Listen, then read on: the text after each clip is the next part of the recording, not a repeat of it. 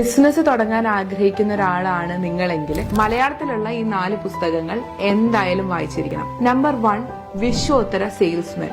ഈ ബുക്ക് ഒരു ക്യാമൽ ഓടിക്കുന്ന ഒരു പയ്യന്റെ കഥയാണ്. ആ കഥയിൽ നിന്ന് നമ്മൾ പഠിക്കാൻ പോകുന്നത് ഫിലോസഫി ഓഫ് സെയിൽസ്മാൻഷിപ്പ് ആണ്.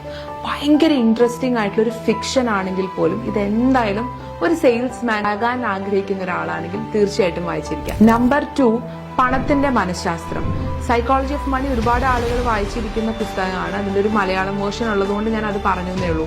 ഇൻവെസ്റ്റ്മെന്റ്, നമ്മൾ എങ്ങനെ പൈസ സ്പെൻഡ് ചെയ്യണം മുതലായിട്ടുള്ള ഒരുപാട് കാര്യങ്ങൾ വളരെ ലളിതമായിട്ട് നമുക്ക് എക്സ്പ്ലെയിൻ ചെയ്തിരുന്നു. നമ്പർ 3, നെറ്റ്വർക്ക് മാർക്കറ്റിംഗ്, നിങ്ങൾക്കുമാകാം കോടീശ്വരൻ.